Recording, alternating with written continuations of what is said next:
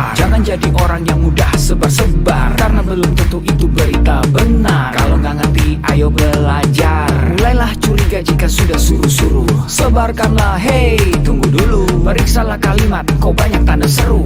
Banyak huruf besar, mata gue jadi ngilu. Coba dicari beritanya dulu, mendingan begitu daripada keliru. Apa untungnya sebar kabar palsu, daripada nanti kamu yang malu. Cek dulu, daripada nanti kamu yang malu. Cek dulu, siapa tahu hoax. Yup. Hello,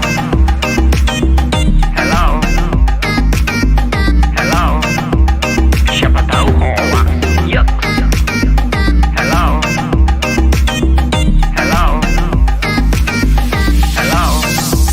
siapa tahu hoax.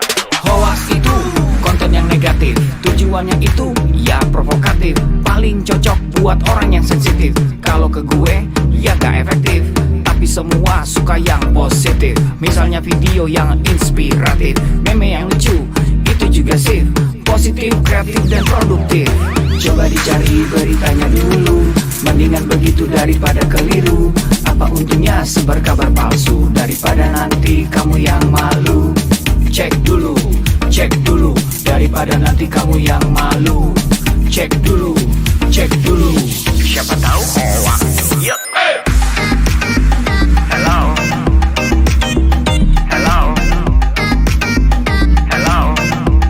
siapa tahu hoax.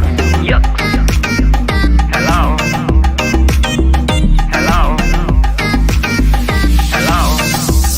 siapa tahu hoax.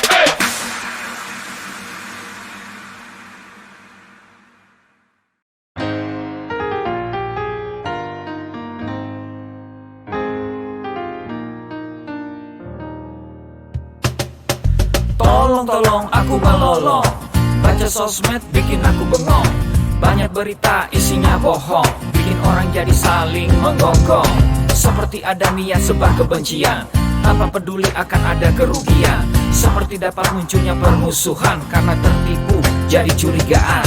Gue pernah baca hoax di sosmed, yang jadi merugikan tukang trompet. Katanya trompet bisa bikin kanker, trompet sih cuma bisa bikin bibir doer. Sylvester Stallone dibilang mati, Brad Pitt juga dibilang mati, Mr. Bean, Jackie Chan juga dibilang mati. Seneng banget doain orang mati. Harusnya ada etikanya bermain sosial media. Tak bisa asal mengirim tanpa dipikirin, bisa fatal akibatnya. Bersihkanlah udara kita dari kebencian. Sebarkan saja cintamu untuk Indonesia. Wahai kepada pengguna sosmed, mari bersatu sampai lengket. Jagalah persatuan, jangan lobet. Hati-hati banyak tukang copet. Hey, jangan sampai salah posting, bisa bikin orang jadi pusing. Cek dulu itu penting, jangan jadi cepat terpancing. Gue pernah takut salah minum, karena bahaya buat tulang sumsum. Hampir semua merek disebutkan, gara-gara itu gue kehausan. Gue tertipu isu PKI, katanya jutaan sudah dipersenjatai. Akibatnya gue keluar biaya, bikin persembunyian bawah tanah. Harusnya ada etikanya bermain sosial media. Tak bisa asal mengirim tanpa dipikirin, bisa fatal akibatnya. Bersihkanlah udara kita dari kebencian. Sebarkan saja cintamu untuk Indonesia. Bersihkanlah udara kita dari kebencian. Sebarkan saja cintamu untuk Indonesia.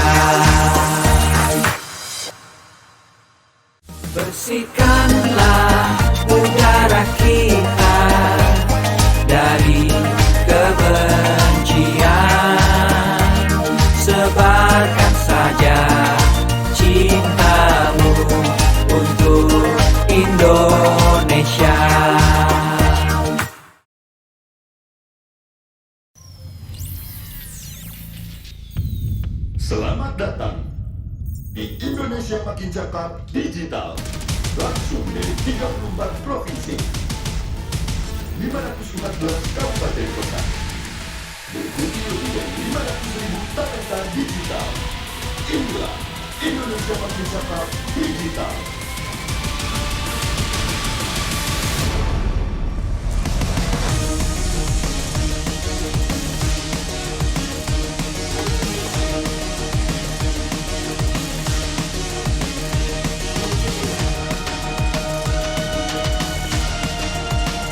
Saya luncurkan program literasi digital nasional hari ini.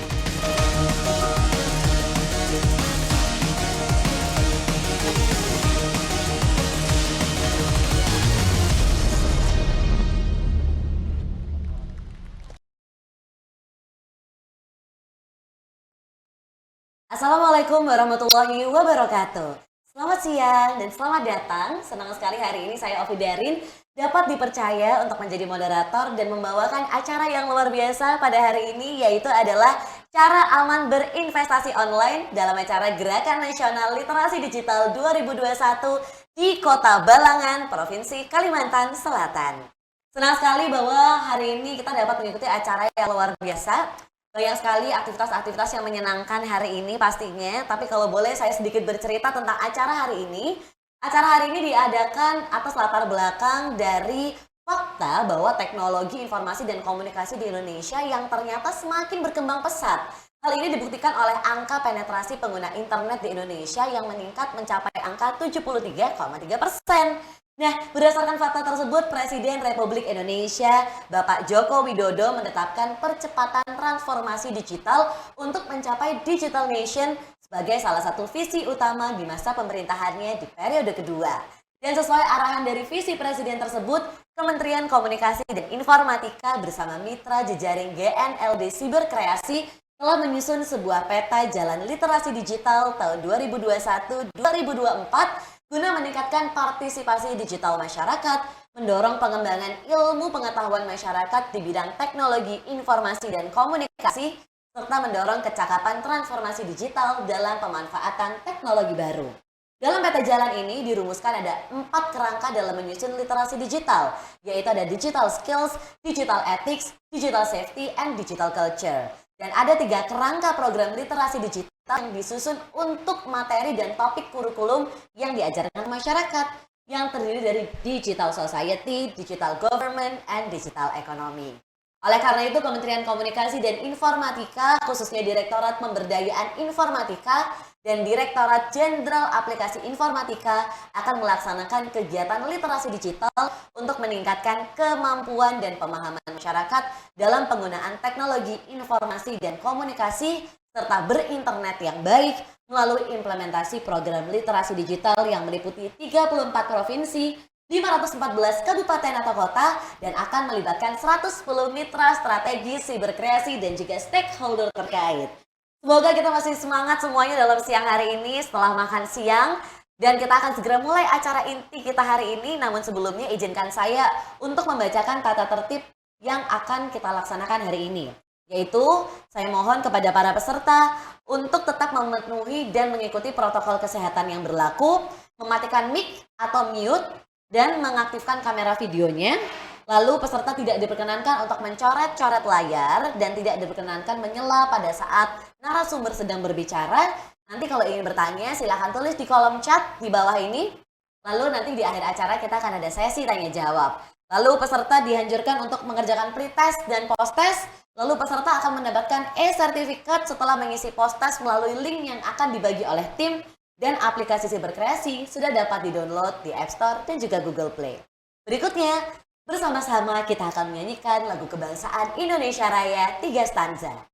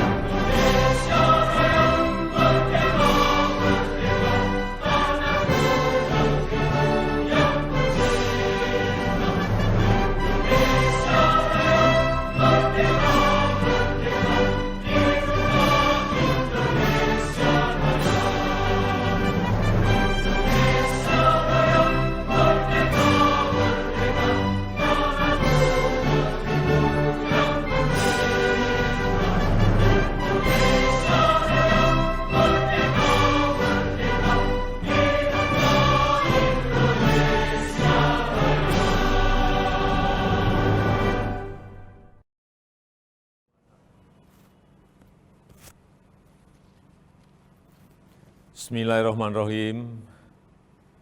Assalamualaikum warahmatullahi wabarakatuh. Salam sejahtera bagi kita semuanya.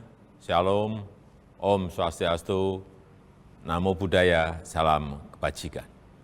Yang saya hormati para Menteri Kabinet Indonesia Maju, para Gubernur, Bupati, dan Wali Kota di seluruh tanah air Indonesia, hadirin dan undangan yang berbahagia. Pandemi membuka kesempatan luas bagi kita untuk melakukan transformasi digital secara besar-besaran.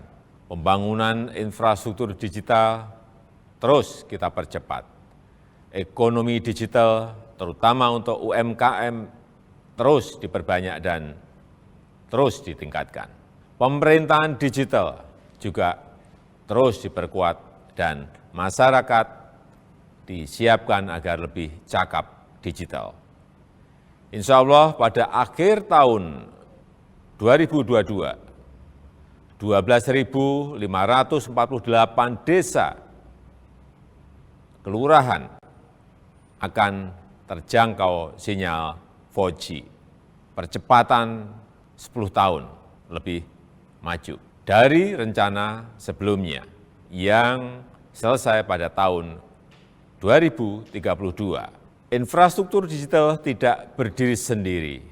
Jadi saat jaringan internetnya telah tersedia, harus diikuti kesiapan pengguna internetnya agar manfaat positif internet dapat dioptimalkan untuk membuat masyarakat semakin cerdas dan produktif. Sebaliknya, efek negatifnya harus dapat terus ditekan, terus diminimalkan. Bapak Ibu yang saya hormati, tantangan di ruang digital semakin besar, sangat besar. Konten-konten negatif terus bermunculan. Kejahatan di ruang digital terus meningkat. Hoax, penipuan daring, perjudian, eksploitasi seksual pada anak, perundungan siber, ujaran kebencian, radikalisme berbasis digital perlu terus diwaspadai karena mengancam persatuan dan kesatuan bangsa. Kewajiban kita bersama untuk terus meminimalkan konten negatif, membanjiri ruang digital dengan konten-konten positif, banjiri terus, isi terus dengan konten-konten positif.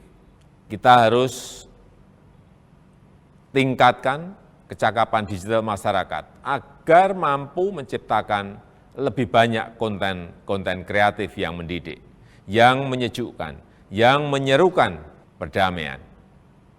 Internet harus mampu meningkatkan produktivitas masyarakat, membuat UMKM naik kelas, perbanyak UMKM onboarding ke platform e-commerce, sehingga internet bisa memberi nilai tambah ekonomi bagi seluruh lapisan masyarakat. Hadirin sekalian, literasi digital adalah kerja besar. Pemerintah tidak bisa bekerja sendirian, perlu mendapatkan dukungan seluruh komponen bangsa agar semakin banyak masyarakat yang melek digital.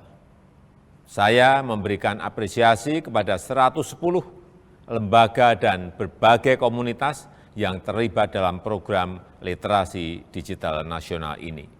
Saya harap gerakan ini menggelinding dan terus membesar, bisa mendorong berbagai inisiatif di tempat lain, melakukan kerja-kerja konkret di tengah masyarakat, agar makin cakap memanfaatkan internet untuk kegiatan edukatif dan produktif.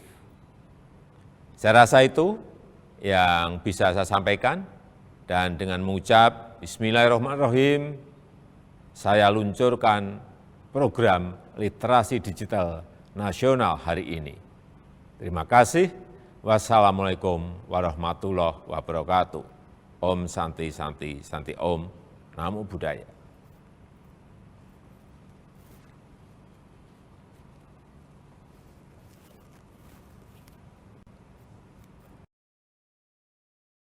Baik, terima kasih banyak untuk sambutan yang luar biasa dari Presiden Republik Indonesia, Bapak Joko Widodo. Berikutnya kita akan mendengarkan juga sambutan dari Wakil Bupati Balangan. Untuk itu, kepada Bapak Haji Supiani, Esos MSI, waktu dan tempat saya persilahkan. Assalamualaikum warahmatullahi taala wabarakatuh. Salam sejahtera untuk kita semua. Sesuai dengan arahan visi Presiden Republik Indonesia, Kementerian Komunikasi dan Informatika bersama mitra Jejaring Gerakan Nasional Literasi Digital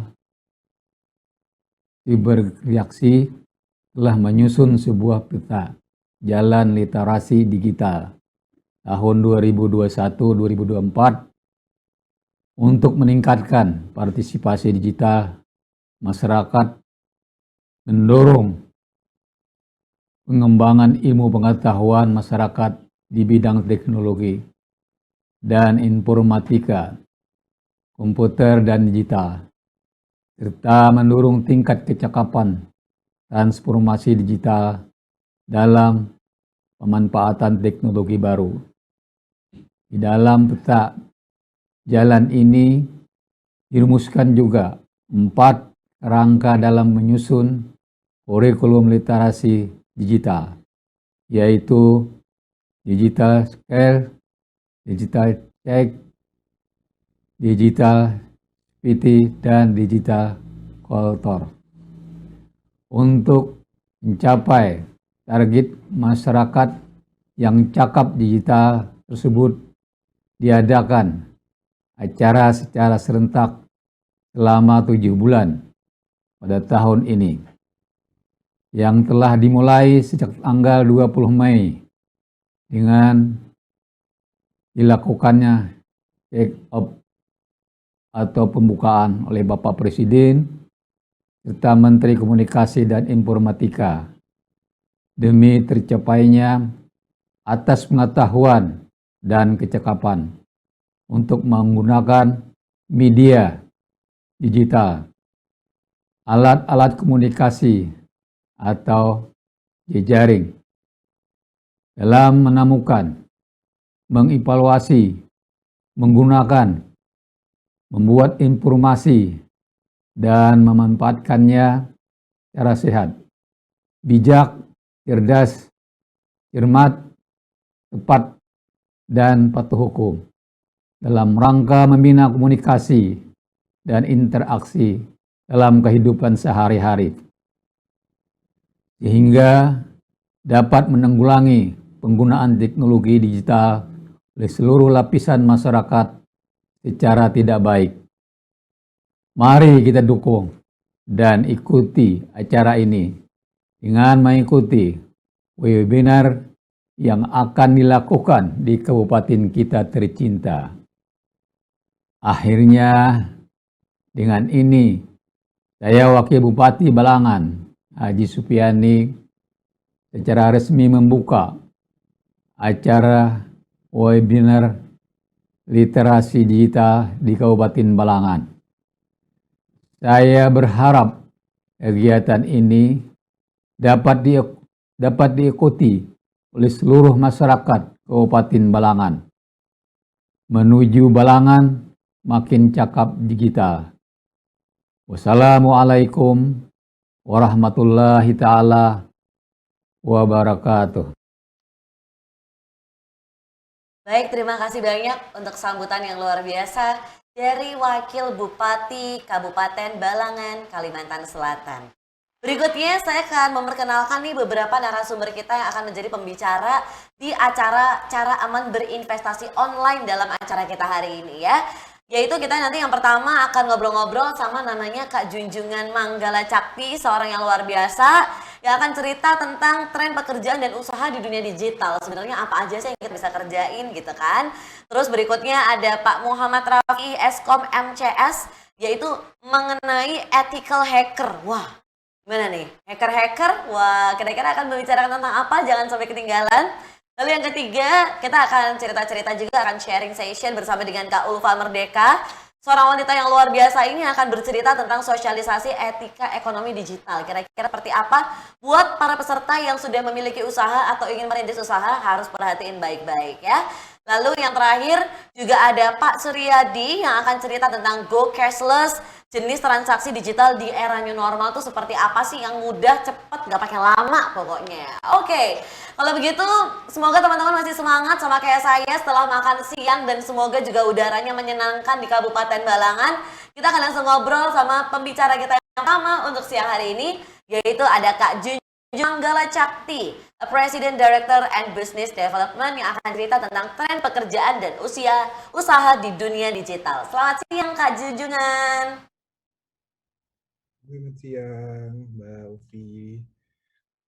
Halo, apa kabar Kak? Sehat? Alhamdulillah baik, alhamdulillah baik. Oke, boleh Kak, apa sih yang mau di-share ke teman-teman yang ada di Balangan nih tentang tren pekerjaan dan usaha di dunia digital? Silahkan. Oke, udah masuk ya, teman-teman? Sebentar, kita cek. Oke, siap. Oke, Assalamualaikum warahmatullahi wabarakatuh. Selamat siang semuanya. Kurang ini kita coba bahas tentang tren pekerjaan dan usaha di era digital. Nah, mungkin hari ini agak lebih sedikit berat kalau teman-teman mungkin udah pernah ikut yang kemarin sesi-sesi saya mungkin ya atau kemarin, tapi hari ini agak sedikit lebih berat karena ada beberapa hal yang tampaknya di Indonesia masih cukup kurang ya, maksudnya apa yang persiapan kita dalam dunia digital ini. Makanya luar biasa ada acara hari ini. Mari kita diskusi ya, sharing-sharing, tidak ada keinginan untuk menggurui ataupun kita belajar bareng-bareng, insya Allah. Oke, bentar, ada error. Oke, so ini saya mencatut dari satu report ya. Jadi teknologi digital itu tidak hanya menghilangkan dan membuat pekerjaan, karena selama ini kan narasinya ada yang hilang karena otomasi, terus tapi nanti juga ada peluang, tapi juga merubah bagaimana cara kita bekerja. Jadi benar-benar semua aspek dari pekerjaan kita akan tersentuh oleh teknologi digital. Jadi hari ini kenapa kita akan membahas betapa pentingnya kita untuk mempersiapkan diri kita dalam dunia digital ini. Nah, ini saya coba ngambil dari salah satu sumber ya, ini namanya PricewaterhouseCoopers, ya, PwC ya. Jadi memang ada 4 dunia yang kiranya kedepannya itu akan kita capai gitu ya. Ada dunia merah, kuning, hijau, sama biru. Apa sih bedanya? Dunia merah itu di mana teknologi digital, inovasi, semuanya itu akan memimpin kita, memimpin usaha kita, di mana nanti di situ juga semuanya lomba-lomba untuk memberikan apa yang customer kita mau, dan inovasi melebihi dari regulasi, berarti benar-benar semuanya inovasi. Kemudian ada dunia kuning, di mana itu lebih ke arah sosial, di mana kita lebih ngomong human, gimana kita lebih ngomong bagaimana diversity, ethical, dan lain-lain. Dunia hijau itu lebih ke arah di mana perusahaan itu sangat concern dengan alam, misalnya climate, ya maksudnya iklim, cuaca, tadi kan ada global warming dan lain-lain. Sementara dunia biru adalah di mana kapitalisme akan menjadi salah satu penggerak utamanya. Nah, karena hari ini fokusnya pada digital, mungkin saya akan memfokuskan pada dunia merah ya, kayak gitu ya. Dunia merah ini seperti apa sih? Dunia merah itu di mana platform digital membantu mewujudkan ide secara cepat. Oke, sekarang ada marketplace, sekarang ada freelancer, di mana semua orang bisa kita berkolaborasi, bekerja sama, supaya untuk membangun ide secara cepat nih. Jadi bisnis-bisnis itu berlomba-lomba. Kita sekarang tahu, bisnis A, Gojek misalnya ya, udah mengeluarkan apa-apa langsung kemudian bisa lebih cepat lagi gitu ya. Dari tadinya cuma hanya sekedar dalam transportasi, sekarang udah mencapai lebih ke arah finansial, seperti itu. Dan inovasi ini lebih cepat dari regulasi. Kalau kita lihat inovasi-inovasi ini hukum-hukumnya, undang-undangnya masih di belakang banget. Jadi itu menunjukkan seberapa cepat inovasi teknologi yang ada di dunia merah ini. Dan pasarnya memang harus spesifik dan pekerja spesialis. Maksudnya apa? Jadi kalau misalnya kan biasanya ada satu aja yang udah satu bisa semuanya, tapi sekarang lebih ke arah orang-orang yang punya skill tertentu. Nanti kita akan bahas skill-skill apa yang kira-kira dibutuhkan di dunia digital ini. Oke, terus implikasinya apa? Yang pertama, otomasi. Oke, ini kita harus paham bahwa keadaan sekarang ini mengancam pekerjaan kita sebagai manusia. Kenapa? Karena sekarang otomasi. Kita lihat sekarang gerbang tol elektronik, gardu tol otomatis.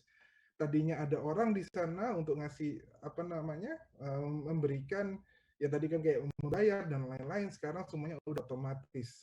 Bahkan kalau kita order di restoran cepat saji sudah tidak menggunakan orang di depan yang untuk menerima order kita, pesanan kita sudah menggunakan mesin. Jadi cepat atau lambat ini akan menjadi ancaman, bukan ancaman, ini akan menjadi sesuatu yang akan mempengaruhi pekerjaan kita seperti itu. Dan itu kalau secara lebih rutin, misalnya nih sesuatu yang tadi seperti tadi, yang gerbang tol yang mungkin rutin ya, standarisasi, mengambil uang dan mengirimkan uang akan tergantikan. Tapi tidak hanya itu, pekerjaan yang cukup rumit juga pun sudah akan mulai tergantikan oleh artificial intelligence ataupun robot seperti itu ya, istilahnya adalah kemampuan artifisial kayak gitu, sehingga tidak semuanya terancam, tidak ada yang selamat dari ancaman dari otomasi ini. Akhirnya itu membuat pekerja lebih fleksibel. Misalnya teman-teman sekarang udah lagi harus ngantor 9 to 5, 9 ke 5 gitu ya. Sekarang udah bisa kita nge-freelance ya kan ya, kontraknya jangka pendek, sifatnya proyek, kerjanya remote, misalnya kerjaannya di Jakarta tapi ngerjainnya di Bali. Dan itu udah sering terjadi kayak gitu. Dan udah nggak jadi pegawai tetap, cuma pegawai per project misalnya di kontrak. Oke, sampai proyek A selesai, udah sampai situ aja. Nggak perlu diperpanjang lagi seperti itu. Nah ini juga yang perlu kita perhatikan di tren pekerjaan di dunia digital ini. Yang mengakibatkan adalah pengurangan pekerja, yang di sini adalah pengurangan pekerja tetap.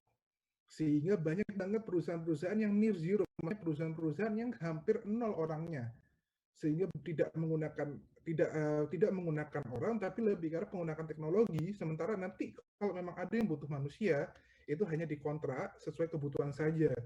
Udah nggak zaman lagi pekerjaan tetap dan lain-lain. Nah, di sini menjadi suatu tantangan buat Indonesia karena masih banyak sekali kita yang kita masih labor intensif, maksudnya kita sangat tergantung pada tenaga kerja manusia. Sementara kedepannya ini memang kita akan terancam untuk digantikan. Tapi kita nggak perlu khawatir karena dengannya adanya dunia digital ini memang adanya nanti lapangan kerja baru. Tadi seperti tadi teknologi digital menghilangkan beberapa pekerjaan tapi juga membuat lapangan opportunity atau membuat peluang-peluang baru. Nah, peluang-peluang baru ini seperti apa? Mungkin tidak seperti yang kita ketahui sekarang. Oke, pekerjaan baru ini yang menggunakan kemampuan digital dan kognitif. 10 tahun lalu mungkin YouTuber belum, jangan 10 tahun lalu lah, misalnya social media management belum jadi sesuatu yang menarik. Padahal sekarang social media manager yang untuk membantu gimana cara kita mengembangkan Instagram, bagaimana cara kita mengembangkan YouTube kita, itu juga sudah menjadi suatu pekerjaan yang sangat menarik sekarang. Atau mungkin seperti YouTuber, influencer, itu semua ditopang oleh kemampuan digital untuk bisa bersaing di dunia yang baru ini kayak gitu. Jadi banyak banget, ada dua kemampuan mungkin yang bisa lebih ini apa namanya, kemampuan yang kita harus tahu, kemampuan digital yang akan kita bahas dan non kognitif. Apa sih itu kita bahas selanjutnya. Tapi nggak perlu takut karena kita nanti waduh gimana ya ke depannya. Selalu ada lapangan kerja baru dan disitulah kenapa kita harus mengembangkan diri kita, berinvestasi pada diri kita untuk bisa bersaing di dunia yang baru ini, dunia digital baru ini. Oke, satu kemampuan non kognitif tadi udah dibahas. Mungkin kita agak berat sedikit nggak apa-apa ya, cuman ini yang memang kadang-kadang jarang diajarkan di kurikulum dari edukasi di edukasi di Indonesia. Maksudnya masih banyak ruang untuk perbaikan di situ, terutama dari segi kepemimpinan, kreativitas, bagaimana kita bekerja sama dengan orang lain, terus kemampuan berorganisasi, bagaimana kita bisa mempengaruhi orang lain, itu hal-hal yang sangat dinilai perlu. Kenapa? Karena mungkin hal-hal inilah yang belum bisa tergantikan oleh robot maupun artificial intelligence atau kemampuan artificial. Intinya belum bisa digantikan oleh mesin. Seperti itu. Hal-hal seperti inilah yang harus kita miliki dari sekarang supaya kita bisa bersaing sekali lagi untuk bisa mengcapture atau kita meraih apa yang perlu ada di dunia yang baru ini. Hal-hal seperti ini pada saat ini, pada titik ini belum bisa digantikan oleh robot atau mesin, sehingga ini menjadi suatu kemampuan yang sangat vital, kemampuan yang sangat penting untuk kita miliki. Nah, kemudian kita akan membahas kemampuan digital. Kemampuan digital seperti apa? Kemampuan dasar bukan lagi kelebihan, tapi keharusan. Seperti apa contohnya? Oh, bisa memakai komputer. Itu sudah bukan menjadi kelebihan lagi di dunia sekarang, tapi menjadi sebuah keharusan. Harus memiliki. Mungkin 20 tahun lalu, 30 tahun lalu, kemampuan untuk mengoperasikan komputer atau kemampuan untuk mengoperasikan email dan lain-lain menjadi suatu kelebihan. Tapi sekarang minimal pekerjaan-pekerjaan itu banyak yang sudah mencantumkan harus bisa komputer atau minimal harus bisa menggunakan misalnya mungkin sosial media dan lain-lain. Dan ini yang kita harus pelajari, dan apa yang akan kita pelajari nantinya juga ada analisis data, ya kan ya. Kemudian bagaimana kita digital marketing tentunya ke depannya, programming, mengembangkan website, aplikasi, manajemen sosial media, itu hal-hal yang perlu kita pelajari pada saat ini. Kemampuan digital yang insya Allah pada digital literasi ini yang akan dibahas beberapa ya untuk kita mendapatkan semacam pendahuluan dari masa dari kemampuan-kemampuan di sini. Jadi teman-teman nanti ikutin aja, insya Allah teman-teman narasumber-narasumber lain yang lain juga di sesi-sesi lain akan menjelaskan kemampuan-kemampuan digital. Nah, tadi itu tentang pekerjaan. Nah, lalu bagaimana dengan usaha? Sekarang tren usaha itu kayak gimana? Mungkin teman-teman ada yang bukan pekerja tapi lebih ke arah wirausahawan. Dari data-data di atas ada beberapa hal. Yang satu yang paling pertama adalah bagaimana kita menggunakan bantuan teknologi. Jadi mulai dari meraih pelanggan, memberikan servis sehingga memastikan kebersihan. Maksudnya gimana? Oke, meraih pelanggan bagaimana menggunakan sosial media misalnya. Memberikan servis. Oh, mungkin sekarang kita bisa menggunakan misalnya nih kalau kita mau ada orang yang butuh konsultasi, tadinya harus ketemu gitu kan ya, atau telepon, biasa kita udah bisa video call. Kita bisa sambil menunjukkan presentasi kita seperti ini. Teknologi seperti ini kita memberikan servis bagaimana? Kita memberikan suatu paparan melalui digital gitu ya, melalui teknologi gitu ya, secara digital melalui teknologi. Sehingga di sini kita bisa bilang bahwa apapun itu kita sudah bisa menggunakan bantuan teknologi. Usaha-usaha yang akan berhasil adalah usaha-usaha yang bisa menggunakan teknologi untuk meningkatkan value atau meningkatkan nilai yang bisa dibawa ke customer-nya.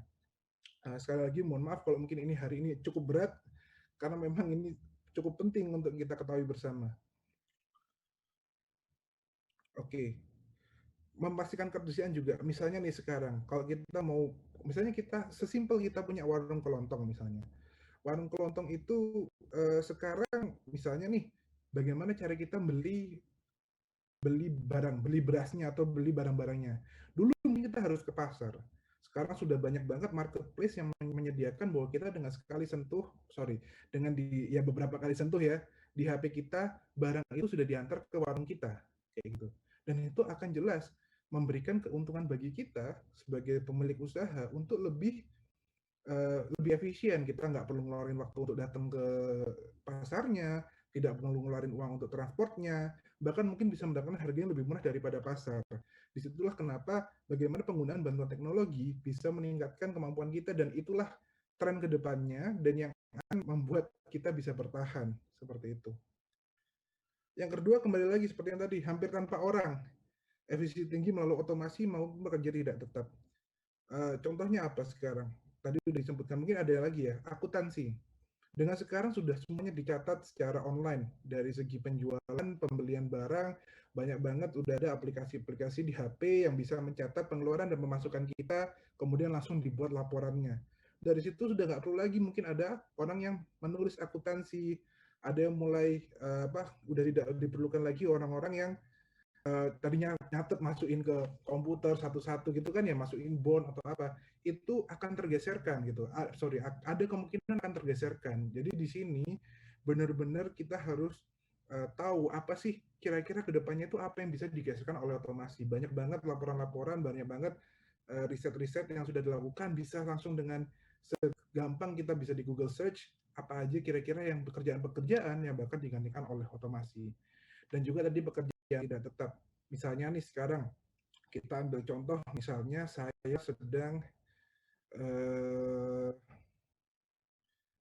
misalnya kita bisa ambil contoh, misalnya ya kita lagi jualan warung kelontong ya misalnya. Dari segi penjagaan mungkin kita bisa menggunakan marketplace penjualannya seperti itu. Kemudian dari segi menyetok persediaan kita menggunakan pembelinya juga dari marketplace. Kemudian kita juga bisa menggunakan kurir untuk mengantarkan pembelian-pembelian sehingga cuma satu orang aja udah bisa berjualan seperti itu ya. Bahkan restoran pun sudah bisa seperti itu, mungkin hanya butuh satu orang yang masak, sementara di depannya semuanya secara otomatis misalnya udah langsung pesan di aplikasi atau misalnya pengirimannya juga lewat kurir seperti itu ya, pembelian bahannya juga lewat kurir sehingga semuanya itu sekarang sudah hampir tidak terang gitu, cuma satu atau dua orang yang melakukan supervisi atau pengawasan itu sudah cukup untuk kita buat usaha dan usaha itu bisa berhasil. Yang ketiga yang paling penting adalah mengedepankan inovasi. Nah ini yang kadang-kadang kita ngelihat dari kita sering melihat di masyarakat adanya kita lebih ke arah berpuas diri ya, berhenti, oh sudah cukup, udah sampai sini aja. Nah ini nggak bisa, kenapa? Karena dia hanya diam, juga ingin tenggelam gitu. Saat kita udah berhenti, sementara pesaing-pesaing kita selalu melakukan inovasi, inovasi itu nggak harus yang luar biasa, mungkin hanya sekedar dari segi promonya, dari segi bagaimana cara kita mencari pelanggannya, bagaimana dari segi kita misalnya nih kita mengeluarkan produk baru seperti itu ya, itu juga yang harus kita tetap lakukan terus-menerus gitu, nggak bisa berhenti pada satu titik dan kita merasa oh kita sudah aman, tidak, karena kenapa? Karena inovasi itu akan bergulir terus, pesaing akan selalu datang, kita tidak bisa diam, kalau tidak kita akan tenggelam. Dan digerakkan oleh data. Ini juga yang mungkin akan kita pelajari banyak ya nanti di rangkaian sesi ini tentang bagaimana cara kita menggunakan data tentang target pasar. Misalnya nih, oh saya lagi jualan ya tadi toko kelontong, saya harus tahu siapa sih sebenarnya yang mau beli barang kita gitu ya. Oh ternyata yang beli barang kita ini misalnya ibu-ibu umur 40 tahun dengan penghasilan X. Oh kalau gitu berarti saya bisa mendiskon misalnya produk A tapi kita menaikkan harga produk B karena biasanya produk B ini yang dicari ibu-ibu kayak gitu. Atau misalnya kita juga bisa menggunakan promosi-promosi. Oh kalau gitu berarti kita promosinya nggak perlu ke semuanya, kita promosinya cuma ke ibu-ibu ini aja. Misalnya kita jadinya ngeluarin punya barang-barang yang kita banyakin stoknya itu barang-barang yang dibeli ibu-ibu kayak gitu, bukan yang dibeli misalnya bapak-bapak atau anak-anak kayak gitu. Tergantung jadi data-data kita gitu. Bahkan juga harga persediaan, misalnya kita tahu nih, oh pada tanggal segini bulan ini biasanya harganya segini. Kalau misalnya bulan segini harganya naik, bulan depan tuh harganya naik biasanya karena tergantung dari data. Oh berarti kita beli berasnya bulan ini aja, jangan misalnya bilangnya bulan Mei aja, jangan bulan Juni atau Juli. Atau misalnya beli cabenya seperti apa, atau misalnya beli-beli hal lain. Jadi ini yang penting banget, data ini penting banget dan itu sebenarnya tersedia teman-teman mulai dari marketplace. Kalau teman-teman menggunakan digital ya ada nanti kan pasti ada sesi-sesi seperti sosialisasi e-market ya, e-market untuk UMKM, teman-teman bisa datang di situ. Gimana cara kita menggunakan e-market itu untuk kita bisa mendapatkan data itu sehingga kita bisa lebih tepat lagi untuk mencapai target market kita, target pasar kita. Tapi nggak perlu takut juga, tadi banyak banget challenge-nya, tapi juga muncul peluang-peluang baru. Mungkin beberapa tahun lalu, sekali lagi, sosial media manajemen itu belum ada. Teman-teman mungkin Facebook ya sudah sebagai Facebook, bukan tempat sebagai jualan kayak gitu ya, atau misalnya Instagram sebagai Instagram saja bukan tempat jualan. Tapi sekarang bagaimana banyak perusahaan yang menawarkan, oke, saya buatkan feed-nya 30, saya buatkan kontennya ya, konten Facebook-nya, Instagram-nya 30 per bulan dapat berapa, segini-segini, itu peluang usaha baru. Kemudian talent agency, misalnya selebgram yang di endorse itu dikumpulkan di satu di satu wadah gitu ya. Jadi nanti kita masuk ke situ bisa nyari, oh misalnya saya butuhnya produk saya A nih, kira-kira marketnya seperti ini, pasarnya gini, oh langsung mereka nyariin nih, oh berarti ini aja yang di endorse, selebgram A, selebgram B, atau mungkin TikTok kayak gitu kan ya. Karena kan banyak banget sekarang TikTok influencernya banyak banget, kita harus milih salah satu dari mereka mana itu mungkin, nah itu ya, masuklah talent agency ini, maksudnya orang-orang yang mewadahi influencer-influencer ini menjadi satu supaya kita lebih gampang dalam memilih. Cyber security, mungkin dulu orang nggak tahu ini hanya perusahaan-perusahaan besar yang perusahaan-perusahaan besar yang concern, maksudnya perusahaan-perusahaan yang tertarik pada hal ini, tapi sekarang semuanya udah tertarik itu karena kenapa? Karena dengan lebih misalnya informasi dan teknologi ini juga ada rentannya kita mendapatkan cybercrime ya. Nanti ada narasumber lain yang tadi membahas ethical hacker bisa lebih lanjut ya mungkin seperti itu. Dan lain-lain. Jadi nggak semuanya itu tentang hal teknologi dan digital itu bukan hanya masalah yang buruk seperti itu ya. Yang penting kita harus tahu trennya, kita harus tahu arahnya mau kemana kayak gitu loh. Nah, misalnya nih, wah saya belum menyiapkan apa-apa. Lalu apa yang harus disiapkan? Kalau misalnya belum mulai dari sekarang, semua belum terlambat kok. Ya, jadi masih banyak kesempatan kita, masih banyak juga di sini itu ruang untuk memperbaiki. Kita harus mengambil aksi sekarang, nggak boleh tunda-tunda lagi, harus belajar digital literasi lagi ya, literasi digital seperti mengikuti hari ini udah luar biasa. Kemudian karena kan masa depan yang dinamis, maksudnya apa? Masa depan itu kan bukan sesuatu yang kita tahu pasti jadi A, pasti jadi C, tapi bisa jadi A, B atau C, sehingga nanti kita bisa cari dari situ A, B, C mana sih kira-kira kita harus menyiapkan semuanya gitu supaya kita nggak kaget nanti ke depannya. Kemudian buat perubahan yang radikal, kita nggak bisa santai aja, tetap harus ambil lompatan yang besar, bekali diri dengan kemampuan yang dibutuhkan, dan stay up to date. Kita harus tahu apa sih yang terjadi sekarang, mengikuti seminar seperti ini, tahu trennya ke depannya seperti apa yang kita butuhkan, itu yang perlu kita lakukan sekarang. Mungkin seperti itu yang bisa saya sampaikan hari ini. Sekali lagi saya mohon maaf kalau misalnya mungkin dirasa agak kurang mungkin terlalu berat atau mungkin belum sesuai dengan apa yang diharapkan. Cuman ini yang perlu kita tahu sekarang, inilah keadaan dunia kita sekarang dan kedepannya kita harus ke arah mana. Seperti itu. Kalau misalnya memang masih ada pertanyaan, silakan bisa email saya di sini. Sekali lagi mohon maaf jika ada kesalahan. Assalamualaikum warahmatullahi wabarakatuh.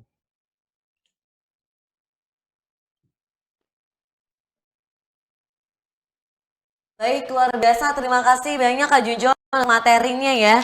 Bahwa kita sebenarnya banyak banget kok pekerjaan-pekerjaan baru yang baru saja terbuka di dunia yang semakin digitalisasi seperti sekarang ini. Jadi kita harus pintar-pintar juga untuk melihat kira-kira kita bisa masuk di celah yang mana dan percaya diri aja gitu. Terima kasih banyak Kak Junjungan untuk pemaparannya luar biasa. Kita akan ketemu lagi nanti di akhir acara ya, di sesi tanya jawab. Terima kasih banyak. Baik, berikutnya kita akan ketemu satu narasumber kita juga yang gak kalah kerennya. Dia adalah seorang dosen dan akan bercerita tentang ethical hacker. Wah, gimana tuh maksudnya? Hacker tapi ada etikanya. Ada Bapak Muhammad Rafi'i Eskom MCS. Selamat siang Bapak, apa kabar?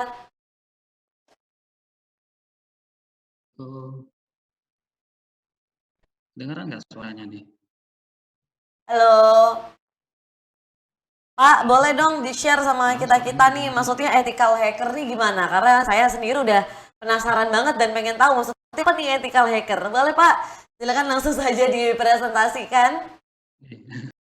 Ya, terima kasih Mbak Opi. Jadi memang judulnya ini serem, judulnya aja serem. Tapi sebenarnya nggak seseram itu. Saya coba ya. Jadi kita kenalan dulu apa ethical hacker, sudah bisa ya. Jadi mengenai ethical hacker, sorry saya nggak di pengantar kita nanti sampainya itu apa namanya? Nanti kita bicara apa ethical hacker itu, kemudian hacker dengan cracker itu apa bedanya, terus kemudian tipe-tipe hacker itu seperti apa, kemudian alasan dia nge-hack itu hacker ataupun cracker, terus ethical hacker ini sebenarnya hacker atau cracker, nah, itu nanti kita ya sedikit bahas lah.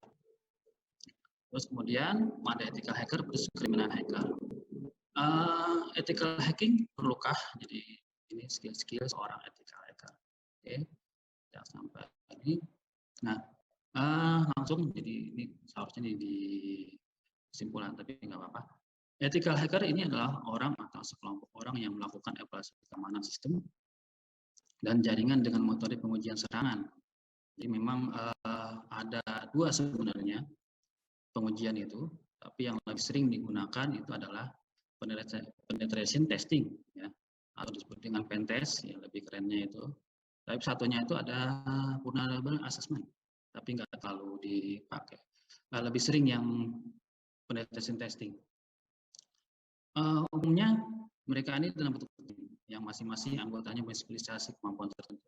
Jadi misalkan dalam satu tim itu ethical hacker ya dalam ini.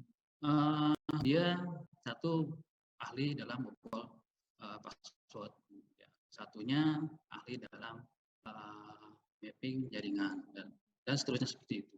Yang ketiga, ini dia legal, memiliki izin dan mengikuti kesepakatan. Mengikuti kesepakatan ini maksudnya gimana? Jadi nanti kita akan bahas lebih lanjut. Jadi ada kesepakatan antara yang punya sistem dengan dirinya gitu. Oke. Kita bicara tentang etika hacker, tentu saja kita harus tahu dulu dong, ya, apa itu hacker dan cracker. Kita sering di masyarakat ini ketika mendengar hacker maka itu adalah konotasi negatif. Pada pandangan seorang di dalam dunia cyber security, hacker itu adalah seorang yang dengan pengetahuan teknisnya dia bisa menggunakan bug atau exploit untuk membobol sistem komputer dan memberi saran untuk perbaiki sistem tersebut. Nah, sementara cracker ini juga sebenarnya adalah seorang hacker, jadi ada tetapinya. Dia adalah seorang hacker yang menggunakan pengetahuan untuk kepentingan dan keuntungan pribadi. Dia cenderung merusak. Jadi diibaratkan kata itu, hacker itu adalah sosok yang membangun, sementara cracker itu adalah sosok yang merusak. Jadi sebenarnya yang sering dikatakan oleh luas, hacker itu bisa merusak ini, hacker itu merusak itu, kemudian mencuri data, itu sebenarnya adalah sebut di cyber security dia adalah seorang cracker. Nah, jadi ini hacker versus cracker itu seperti apa ya? Jadi kita sudah tahu. Kemudian tentu saja ada beberapa tipe sebenarnya. Banyak ya beberapa ahli mengatakan banyak macam. Cuma dari semuanya itu saya yang umum saja. Jadi ada 3 sebenarnya tipe-tipe hacker. Yang pertama adalah white hat. Si baik hati, ini disebut baik hati sebenarnya. Inilah yang sering disebut dengan ethical hacker, seorang profesional. Jadi dia tahu teknik serangan dan atau penanggulangannya. Yang kedua adalah kebalikannya dari si white hat tadi, black hat, jahat. Jadi dia menjahat, crackers.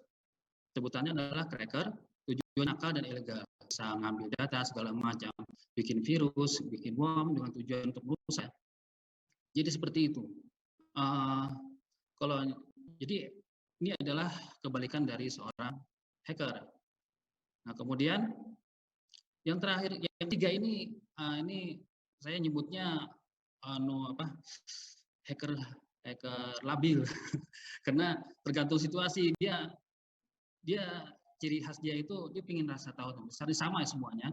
Cuma kadang-kadang dia tuh lagi aku pengen hack ini, masuk aja dah. Tapi dia nggak ngerusak, dia lihat doang, wah ini bisa di hack nih, bisa dibobol. Terus kalau dia lagi ibarat kata lagi nggak ada, ya istilahnya nggak ada niat jahat, dia kasih tahu gitu, sama sistem adminnya, bro ini sistemmu ada kelemahannya di sini, tutupin ya, udah dia tinggalin. Nah, tapi kalau ketika dia lagi istilahnya lagi berduit atau segala macam, diambil itu data, gitu modelnya. Jadi tergantung situasi di model orangnya. Oke. Jadi selain itu banyak sih alasan kenapa jadi seorang hacker itu menghack ya ataupun cracker. Yang pertama adalah pamer. Ya, jadi ini paling banyak yang hacker yang rata-rata muda ya, yang aslinya masih level 1, masih pemula, kemudian masih tingkat menengah. Kalau yang sudah elit itu nggak terlalu lagi, udah nggak ada zamannya lagi kata mereka. Itu adalah buat senang-senang aja. Nah ini sama ini, buat senang-senang. Pokoknya lagi santai, udah. Wah itu ada ada situs yang katanya sangat aman. Coba itu modelnya. Kemudian menyampaikan salah satunya lagi alasan dia adalah menyampaikan ide mereka pada orang lain. Ini biasanya pada sekelompok yang sering disebut dengan aktivisme. Yang keempat itu adalah rasa ingin tahu, tentu saja. Jadi ciri khas seorang hacker dari baik itu white hat, grey maupun yang black itu sama, rasa ingin tahu. Cuma kalau yang white hat itu dia punya etika, dia punya kode etik. Jadi dia nggak mau masuk sekali berkata, dia nggak mau masuk suatu sistem kecuali itu diminta. Gitu. Kemudian mencuri informasi data penting ini khusus untuk yang cracker tadi. Sama yang terakhir yang menghancurkan jaringan komputer lawan pada saat perang ya. Ini alasan menghack.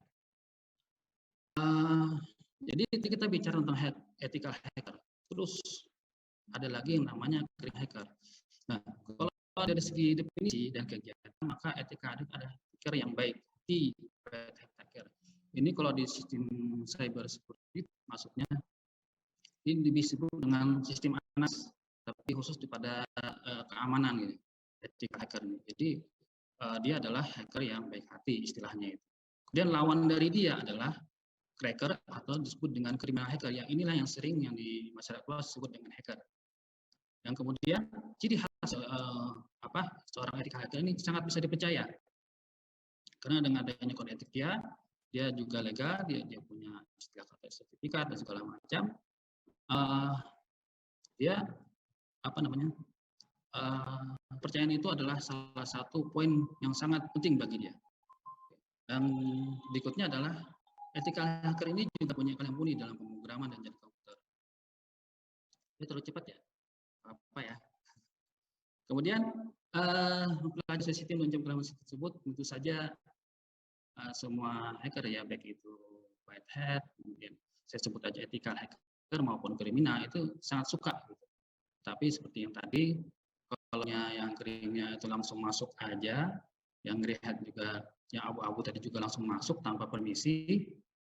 Biasanya yang ethical itu dia cuma dia udah lewat dari level itu. Dia bisa juga diminta gitu. Kemudian jadi antara etika sama kriminal ini sama sebenarnya teknik skillnya. Jadi kemudian dua-duanya ini ibarat kata untuk bedakannya cuma beda di niat aja sih. Kalau dia dari skill itu kurang lebih ya, kurang lebih sama aja. Jadi itu istilah kata kriminal hacker itu seperti apa, kemudian ethical hacker itu seperti apa, kita udah sedikit. Nah, sekarang setelah kita tahu ethical hackers, tentu saja aktivitasnya ini kita juga pengen tahu. Aktivitas peretasan yang kemudian sedang beroperasi untuk mengetahui keamanan dan cara penguatan kelemahannya ini itu disebut dengan ethical hacking.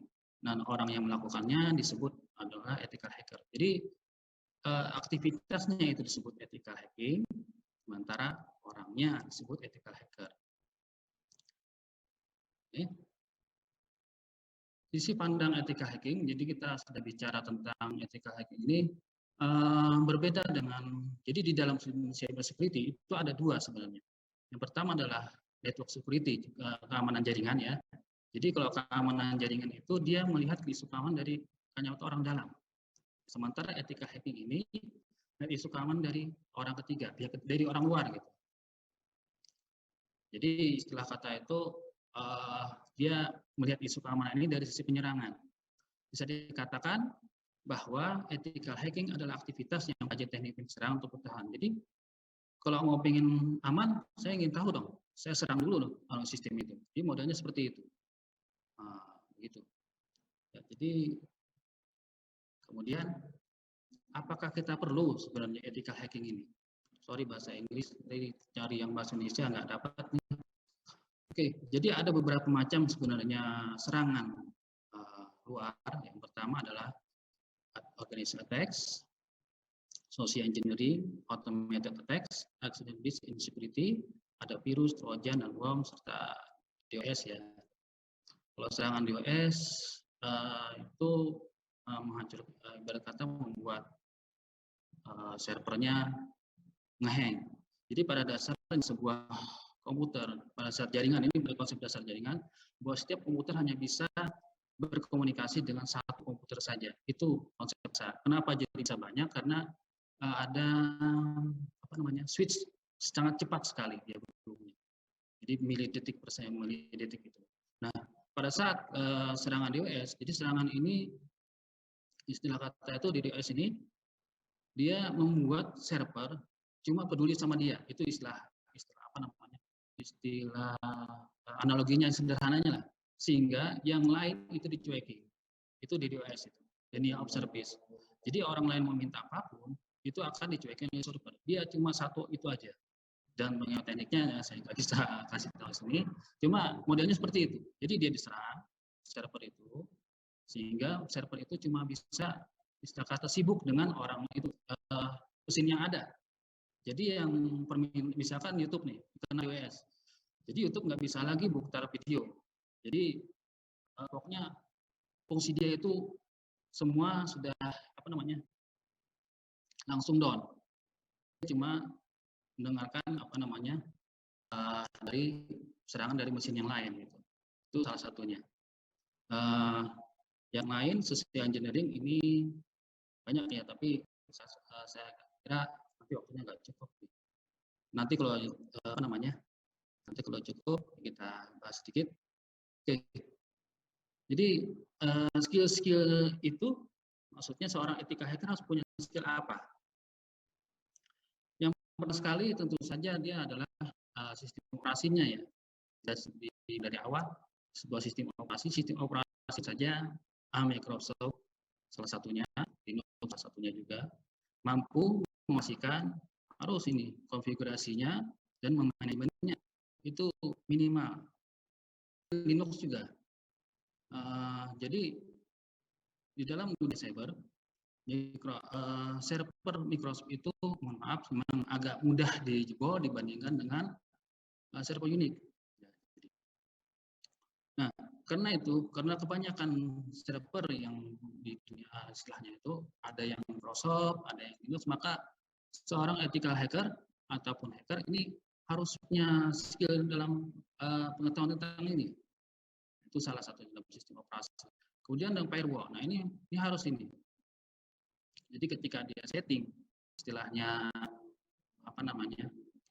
keamanan, bikin firewall-nya, bikin settingannya itu, dia harus mampu mengaplikasikan. Kemudian dia bisa menyeting bahwa ketika ada penyusup itu langsung memberitahu user gitu. Nah, jadi skill-skill tersebut dia harus tahu juga. Nah, seorang ethical hacker ataupun hacker itu dia tahu betul, wah ini kalau gini settingannya saya bisa nembus nih dari sisi ini nih.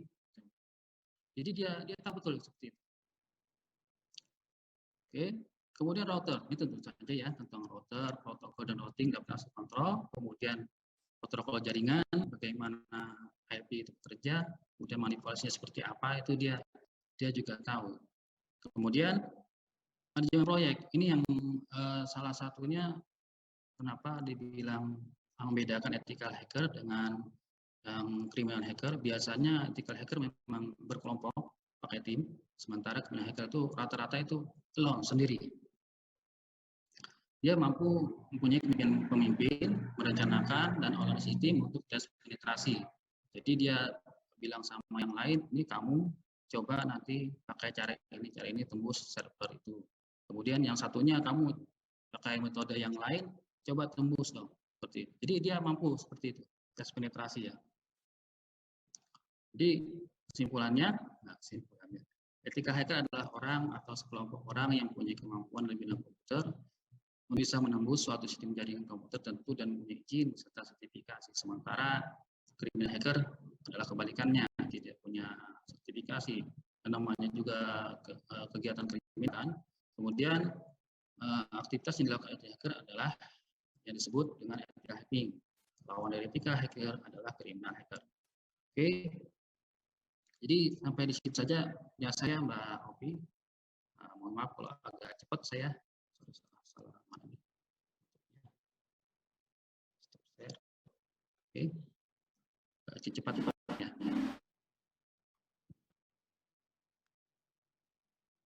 Baik, terima kasih banyak kepada Pak Muhammad Rafi Eskom MCS. Ternyata itu yang dimaksud dengan ethical hacker ya.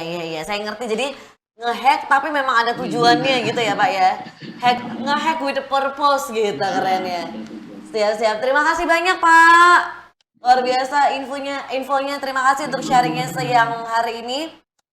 Baik, kita menuju ke narasumber kita berikutnya. Tapi yang mau saya sampaikan, para peserta acara webinar kita siang menuju sore hari ini, silakan bertanya kepada para narasumber kita. Kalau dirasa materinya menarik atau memang pengen tahu lebih lanjut, silakan bertanya dengan format yang sudah kita tulis di kolom chat, nama, HP, dan juga alamat email. Karena untuk 10 orang penanya terbaik, 10 orang yang paling unik pertanyaannya dan juga menarik, kita akan berikan hadiah, yaitu Rp50.000 untuk masing-masing pemenangnya. Hadiahnya berupa pulsa ya. Hadiahnya berupa pulsa. Jadi jangan lupa, yuk silakan tanya semuanya, silakan tanya. Apapun deh, boleh mau tanya ke Kak Junjungan lagi boleh. Mau tanya Pak Muhammad Rafi, silakan Kak Ulfa Merdeka juga boleh. Atau ke Pak Suryadi nanti juga nggak apa-apa ya. Baik, kalau kita ngobrolin tentang aman berinvestasi online, sebenarnya banyak sekali pilihan-pilihannya, banyak sekali yang kita bisa lakukan. Tapi kita juga harus berhati-hati di sosial media atau di dunia ini agar kita tidak menjadi orang yang gelap mata, tidak menjadi orang yang mispersepsi juga dalam mencerna suatu informasi seperti itu. Nah, tadi Pak Muhammad Rafi juga sempat cerita bahwa kayak sebenarnya hacker itu memang namanya hacker, tapi kalau misalnya dikerjakan secara profesional, ya pastinya itu memiliki purpose seperti mencari kelemahan dari suatu sistem atau mungkin mencari firewall-nya gimana atau pengamannya gimana. Nah, itu bisa ditemukan tapi meskipun dengan cara yang nge-hack dulu gitu. Jadi kalau tidak profesional saya sarankan untuk tidak meniru terlebih dahulu ya. Nanti aja. Tapi pembahasan yang menarik tadi dari Pak Muhammad Rafi, saya jujur senang banget sih. Jadi ngerti bahwa oh ternyata beneran ya ada hacker ibaratnya berjas putih atau apa namanya, bukan sayap ya, berini putih gitu. Jadi tujuannya baik. Keren. Oke, berikutnya nggak kalah kerennya ketika kita membicarakan tentang ekonomi untuk para peserta yang mungkin sekarang sudah memiliki suatu usaha atau lagi baru mulai merintis. Ini kayaknya akan cocok deh obrolan kita sore hari ini karena kita akan cerita-cerita bersama dengan Kak Ulfa Merdeka tentang sosialisasi etika ekonomi digital. Kak Ulfa Merdeka adalah founder Ulfa Merdeka Party Planner. Kak Ulfa, apa kabar? Selamat siang menuju sore.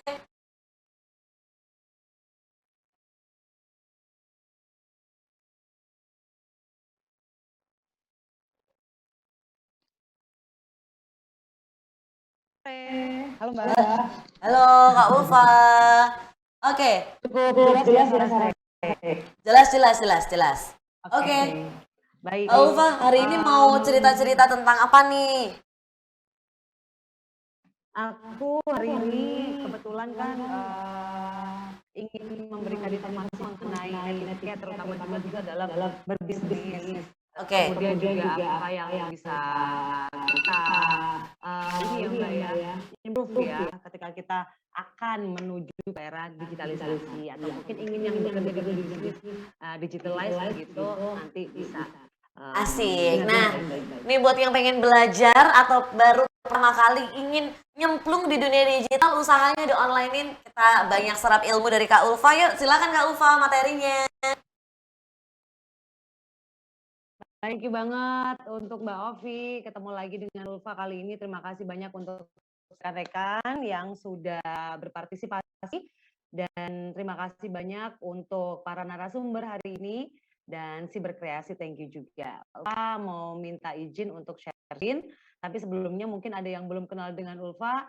Perkenalkan saya Ulfa Merdeka, seorang MC, kemudian juga seorang founder dari Ulfa Merdeka Party Planner yang saat ini di bidang event and wedding organizer usahanya, dan selain itu juga saya merupakan micro influencer, mungkin bisa dibilang seperti itu, micro content creator, dan bisa juga dibilang salah satu YouTuber anyaran atau YouTuber beginner ya. Tapi setidaknya saya sangat belajar sekali dalam berdigitalisasi, terutama juga menciptakan peluang, mengambil peluang dari sosial media, dari platform apapun itu, selama kita bisa grab itu semuanya, terutama di era digital ini. Nah, kali ini saya akan ngobrolin dulu karena topik yang diberikan ke Ulfa adalah mengenai digital ethics, sosialisasi etika ekonomi digital. Jadi ada hubungannya nanti antara etika berinternet dan juga bagaimana cara sosial media secara sederhana. Nah, mungkin ada yang sudah banyak yang mendengarkan atau mungkin pernah ketemu dengan Ulfa juga dalam poin ini. Saya akan menuju ke slide berikutnya. Tahan dulu sebentar, agak sedikit lama. Apa-apa ya. Mungkin teman-teman di rumah masing-masing kali ini atau tempat kerja, semoga diberikan kesehatan selalu. Sabar, tahan dulu.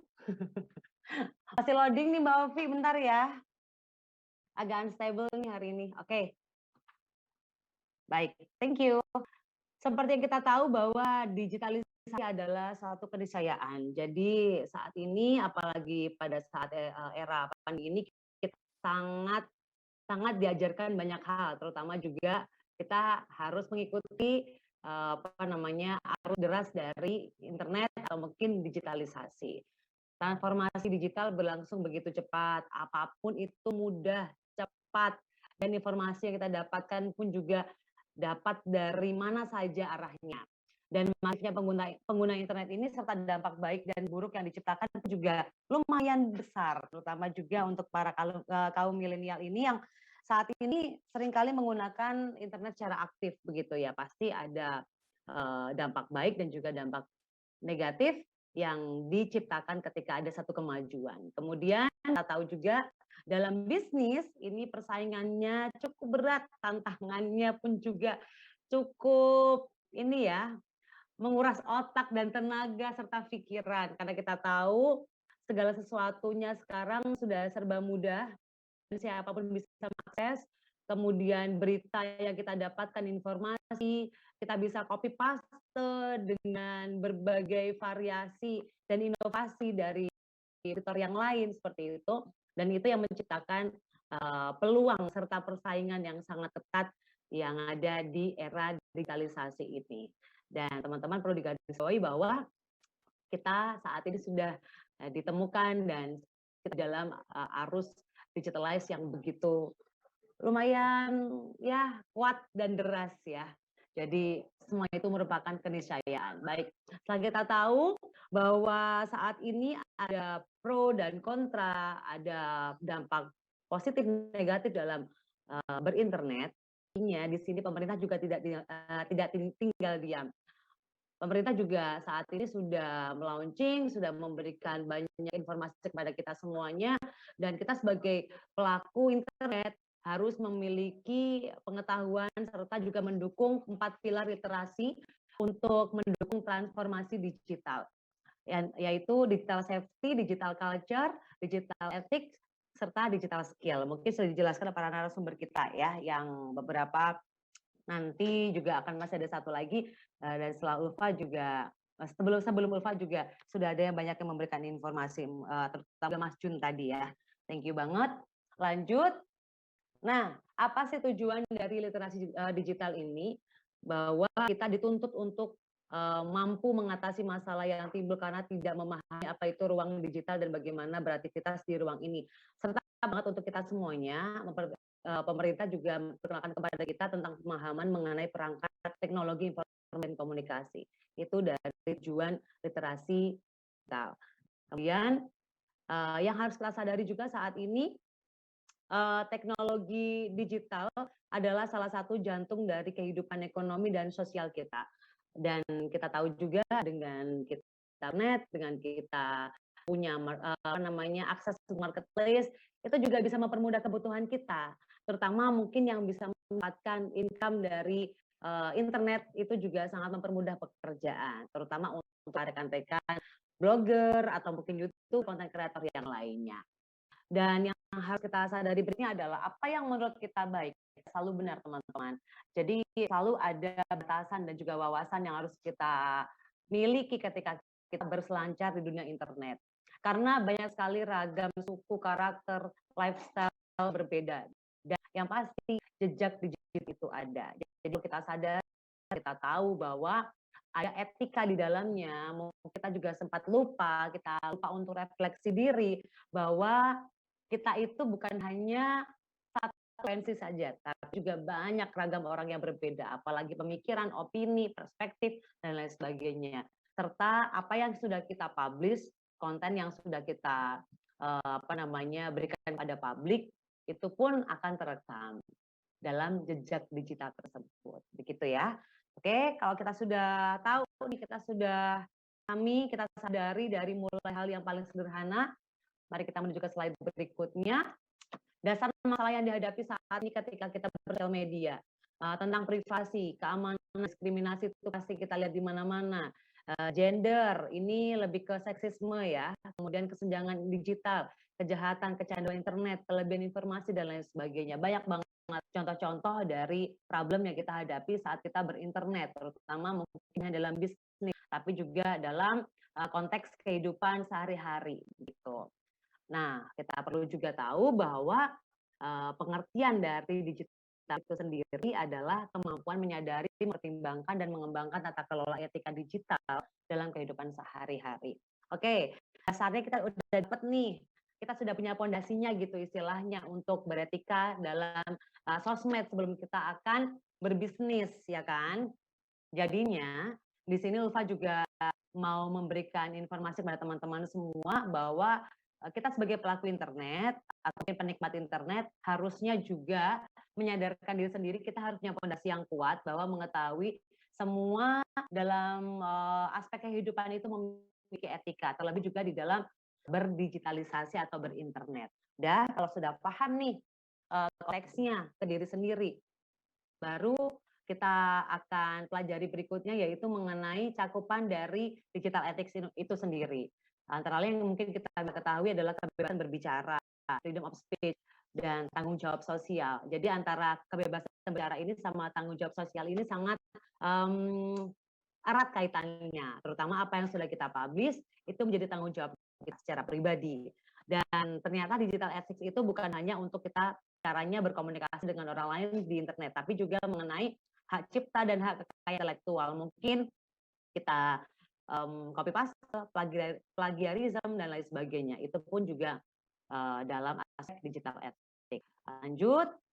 Kemudian yang saya pelajari mengenai netiquette yang diterapkan oleh IETF.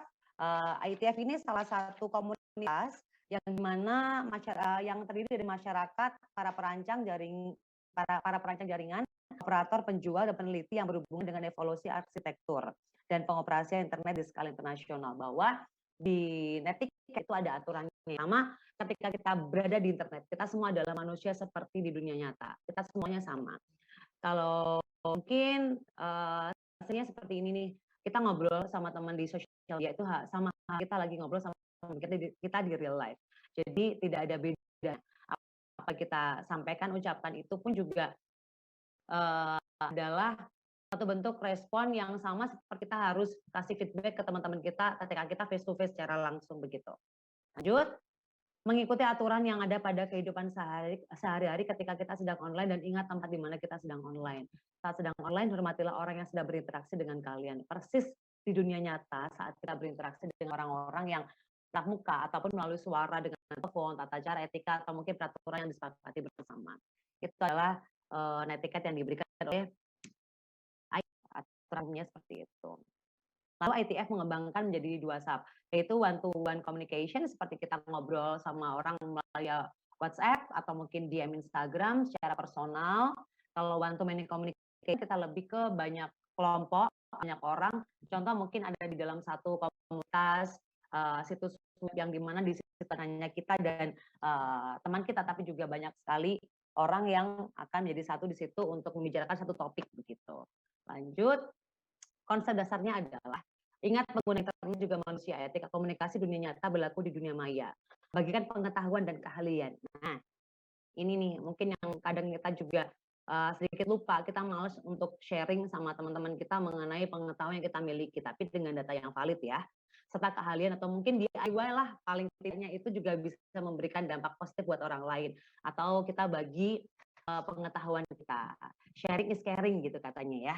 Kemudian hati-hati dalam menggunakan huruf kapital karena multitafsir ya teman-teman, bahasa chat, teks itu sangat multitafsir. Jadi kita harus menggunakan bahasa yang baik, terutama nanti kalau kita menjadi salah seorang seller dalam online shop. Karena kita balas chat dari buyer kita menggunakan caps lock atau mungkin kapital semuanya besar. Barangnya ada Mbak, ada sama tanda seru 3. Pasti itu kan kita cara perspektif kita untuk membaca teks tersebut kan juga pasti beda. Ya seperti itulah, kita juga hati-hati dalam menggunakan huruf kapital. Kemudian sharing itu baik, namun saring dulu terlebih dahulu sebelum kita akan publish ke internet dengan riset yang valid juga. Jangan salah gunakan wewenang. Ini untuk para teman-teman yang memiliki power di platform sosial media. Seharusnya memang kita harus berhati-hati don't abuse your power, jangan salah gunakan wewenang untuk kita gunakan dengan apa yang kita miliki, kita bisa intimidasi orang lain, kita bisa komplain seenaknya ke orang lain, kemudian kita bisa share opini kita secara bebas, semua itu ada batasannya. Seperti halnya kalau kita mau membuat bisnis baru atau peluang baru di dunia sosial media. Oke, kira-kira peluang bisnis apa sih di dunia digital? Ya kan, kalau sudah etikanya udah tahu nih, basicnya kita sebagai salah seorang person yang mungkin harus tahu beretika, kemudian berkomunikasi dengan teman-teman di sosial media, di dunia digital. Terus kira-kira kalau saya udah tahu nih Mbak, udah tahu tata keramanya nih, istilahnya gitu. Terus peluang bisnis apa sih yang bisa aku dapetin nih? Jangan yang muluk-muluk ya, kalau startup udah gede banget itu pasti. Nah, kita mulai dari yang konteks yang paling sederhana dulu, teman-teman bisa mulai dari sekarang, karena semuanya kan sekarang pegang handphone. Jadi, tidak memungkiri bahwa kalian pun juga bisa menjadi the next influencer gitu. Nah, peluangnya apa aja? Yang pertama bisa menjadi micro influencer, ini nggak perlu base kamu harus punya followers jutaan, bahkan puluhan juta, tidak melulu harus ya. Dimulai dari hal terkecil, contoh kita sharing aja tentang pengalaman kita traveling, atau mungkin juga DIY tadi, hal-hal yang memberikan wawasan lebih unik ke teman-temannya, kayak gitu. Itu pun nantinya orang akan merasa engage ke kita. Orang akan penasaran dengan akun kita, dengan platform kita. Di situ nanti akhirnya banyak orang yang mencoba melihat Instagram kita, contohnya begitu, atau TikTok kita, tutorial segala macam itu juga termasuk menjadi salah satu tambahan pengetahuan. Nah, dari situ nanti pelan-pelan kita naikkan lagi followers kita dengan cara kita engagement tuh sama para penikmat sosial media dengan followers kita. Kita perbanyak engage, kita juga perbanyak komunikasi, itu juga yang akan menjadikan kita nanti bertambahnya follower atau bertambahnya teman-teman yang akhirnya ngerasa connected sama kita. Jadi pertama tuh bisa seperti itu teman-teman. Kalau mungkin teman-teman ada yang pernah dengar, saya juga bertemu sama salah satu penggiat Party Post di sini. Party Post itu salah satu platform, atau mungkin kalau nggak salah ya, saya dulu juga pernah mau ikutan. Jadi ketika ada brand yang di campaign gitu, kita ikutan foto, kita ikutan campaign, kita dapat income dari situ, itu juga bisa untuk muasal menjadi influencer. Atau kalau nggak itu, yang penting beda dulu deh, nggak perlu yang muluk-muluk, yang pelan-pelan aja. Kita nggak usah beli influencer, kita nggak usah beli followers, tapi cukup aja kita jadi contoh yang baik dalam berkomunikasi via sosial media. Kasihlah tutorial, kasihlah DIY dan seperti itu. Ikutlah campaign-campaign yang seru-seru, karena ternyata selain dapat income, kita juga dapat viewers loh, dapat engagement loh, dapat insight seperti itu. Exposure juga plus-plusnya. Nah, mungkin teman-teman sekarang di masing-masing ada satu potensi yang bisa di-up di situ, dicoba aja di-up, nggak usah khawatir itu nanti akan fitur sedikit. Yang penting konsisten dulu. Selama kita mau, kita ada kesempatan, ada niat, pasti ada jalan. Kemudian konten kreator juga bisa, YouTuber dan sebagainya. Kalau kita fokusnya di fashion aja, di Airbnb aja. Mungkin kita datang ke salah satu tempat kuliner, kita nge-review, karena kalau kuliner sih insya Allah jadi YouTuber kuliner itu chance-nya lebih bagus kayak gitu. Atau mungkin review musik juga bisa, asalkan non copyright ya. Lalu seperti kita tahu juga, kalau jadi content creator itu nggak melulu harus yang penting bagus, enggak. Sebenarnya dimulai dari hal kecil dulu. Kalau kata Panji Pragiwaksono itu sedikit lebih beda lebih baik daripada sedikit lebih baik gitu. Jadi yang penting kita tunjukin yang unik dari diri kita. Oke. Kemudian online shop. Dapur di mana-mana, UMKM di mana-mana, makanan juga variatif banget. Yang jadi salah satu tempat yang paling ini ya, istilahnya gampang diikuti online shop, tapi bukan hanya sekedar online shop, harus trusted, harus memberikan istilahnya kita harus memberikan trust kepada para buyer kita, seperti itu. Kemudian penyedia jasa, wedding consultant, talent agency, social media, digital marketing, atau mungkin sosmed spesialis juga bisa. Karena sekarang wedding organizer bukan melulu kita harus terjun untuk ke yang lagi acara gitu, tapi kita cukup bisa memberikan poin-poin ide, itu pun juga bisa dikategorikan sebagai wedding consultant. Terus mengelola blog, web, ini anak-anak muda kayak juga banyak banget yang ikutan ini. Kemudian voice over talent, cukup dengan kirim suara. Kemudian podcast, sekarang podcast juga banyak banget platformnya, aduh mudah sekali pokoknya. Ternyata peluang bisnis dari yang paling kecil, paling sederhana sudah bisa kita temukan di kehidupan sehari-hari. Lanjut. Nah, ketika kita tahu peluangnya apa aja, kita harus pahami juga etika bisnis di era digital ini. Kepada para pelaku haruslah jujur, adil, ramah, janji untuk ditepati, kepedulian pada pelanggan, menghargai pesaing dan mematuhi hukum yang ada serta berdedikasi yang tinggi. Itu lebih tepatnya kayak warning ke kita semua ya, bahwa ada loh etika bisnis di era digital ini. Kemudian kalau Ulfa tadi sudah tahu kunci sederhananya sebagai influencer atau micro influencer, ya udah ciptakan aja engagement sebaik mungkin, fokus sama passion misalnya sama kuliner, jadi yang berbeda, jangan provokasi hal negatif, kemudian sebar info yang valid, yang penting konsisten juga. Nanti pastinya akan ada hasil di balik itu semua. Udah juga untuk mendapatkan insight secepat itu, kecuali viral bikin sensasi, tapi kan kita di sini dalam memiliki netiquette harus yang positif yang kita akan publish. Kemudian jadi YouTuber yang adalah memang bikin clickbait sih ya. Tata kurangnya aja clickbait dengan hal-hal yang kurang manfaat untuk banyak orang karena bisa mencemarkan nama baik orang lain. Kemudian jangan juga mengungkap kejelekan brand hanya demi mendapatkan konten yang viral. Ini yang sering saya dapatkan di mana itu TikTok, ketika mereka dari segi marketing ya menjelekkan salah satu selebgram karena mungkin tidak mendapatkan insight atau tidak feedbacknya di all shop tersebut, akhirnya menjelekkan salah satu nama demi mendapatkan FYP. Menurut saya sih, saya tahu itu adalah segi marketing, tapi alangkah baiknya kalau itu mungkin secara personal aja kita berikan konten tersebut kepada salah satu selebgram yang mungkin dipercaya sebagai endorsement begitu. Jangan memvideokan aktivitas vandalisme, usahakan jangan di video juga, dan hal-hal lain yang mungkin menjadi kontroversi banyak orang. Jangan demi AdSense aja semua aturan dan tata krama dilanggar. Itu juga ada aturannya yang jadi YouTuber. Itu kalau mungkin dari sama YouTuber sudah paham lah ya garis besarnya. Online shop, jangan lupa juga menjadi seller yang baik dengan menciptakan trust kepada buyer. After sales juga harus di maintenance ya. Program-program selling yang menarik juga harus penting banget kita bikin tiap minggu kayak tiap bulan kayak gitu. After sales yang bikin kita engage juga dengan para buyer kita. Ini yang mungkin dilupa sama banyak online shop. Setelah dibeli produknya ya udah gitu aja. Tapi kok nggak ada ininya ya, komunikasi setelah dari pembelian tersebut, enaknya, bagusnya itu tetap kita maintenance, entah itu mungkin kita share info terbaru atau mungkin program-program selling yang menarik. Ya kita kan nggak tahu tiba-tiba dia minat lagi dagang kita seperti itu.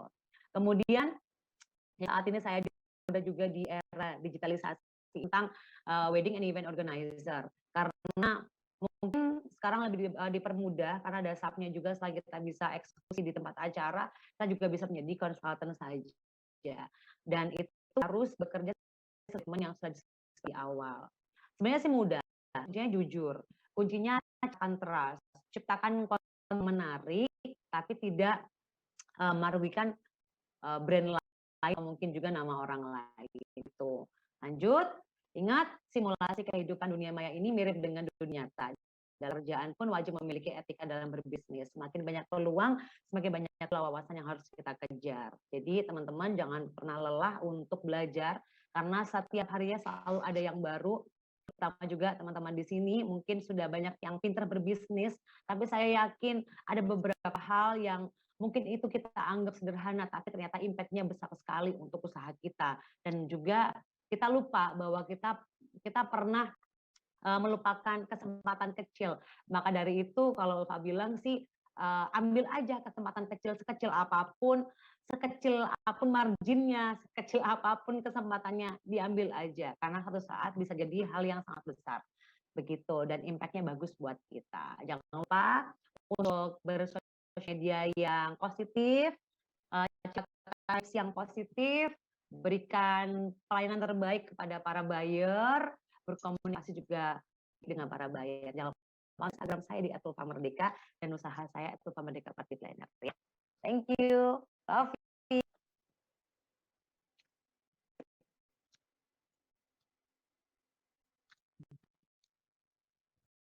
Halo? Oke, terima kasih banyak Kak Ulfa.